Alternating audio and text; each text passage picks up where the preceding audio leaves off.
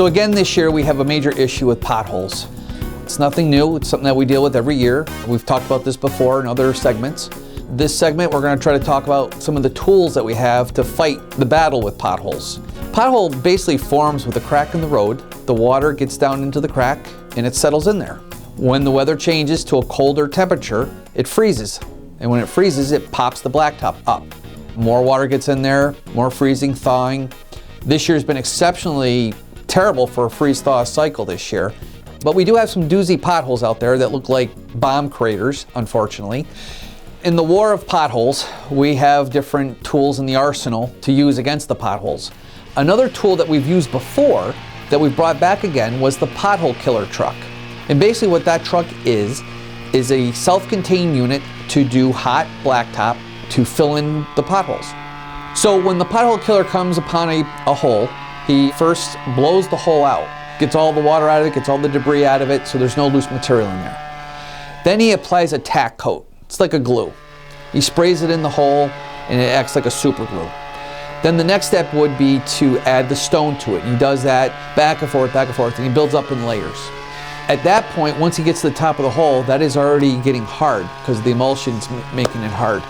Then they add a light stone cover over that to seal it so the water can't get back into it. And that's the basic steps of how to do a pothole. And that's what this truck will do.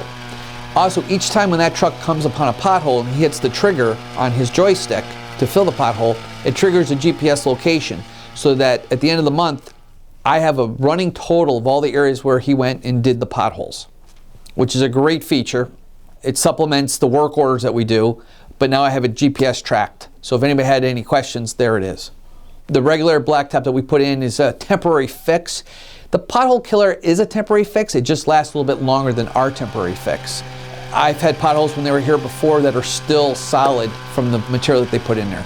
And that's what we're looking for, especially when I can't get to that road to repave it for quite some time. The difference between the Polt Hole Killer and a regular crew doing it off of a hot box, you're not comparing apples to apples. The Polt Hole Killer that's what it's geared for. It's just meant to do potholes, and it does it with air, it does it with emulsion, it does it, all the ingredients that you need to do a pothole for a more permanent fix is there.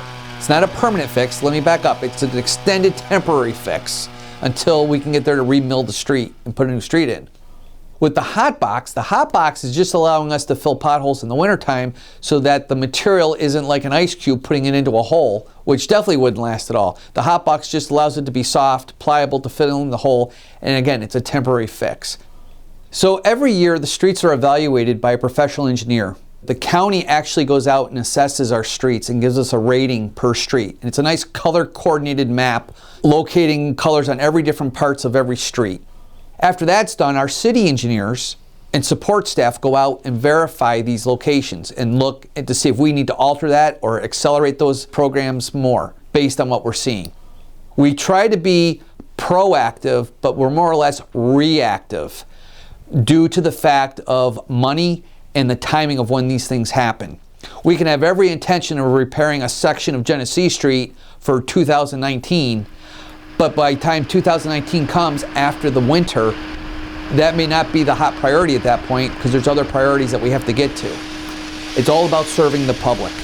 You are taxpayers. We need to support what you need done on your city streets, and that's what we try here very hard to do. If we have to go off key a little bit from our original plan, then that's what we do. We try to nip the problem in the bud. Just like I said before, things happen on a day-to-day basis in city business. Street paving is one of them. We don't post street paving schedules only because then we're locked into it. We may not be able to get to it, and then you're going to say, well, it was there on the list, why isn't it being done? At the beginning of the year, we're already going through our process of seeing what streets have to be done. That list never really gets finalized until close to April. At that point, if you're really looking to see if your street wants to be done, come on down to the engineering department, talk to the great staff that's there. They're very helpful. They'll be very willing to tell you what's going on. You can even take a look at the map. One of the biggest things my crews always come back and talk to me about is that the traffic, people don't slow down when they're out doing potholes. Whether it's the Polt Hole Killer guys or my own guys off the back of a truck, off the hot box, or off a regular pickup truck trying to fill holes. Traffic is always right up against them or going whizzing by them. Give them a break. You've seen the signs, you've seen the commercials. Those guys have families too that they need to go home to at the end of the day. Give them a break, slow down, be careful out there. The construction season's just about to start.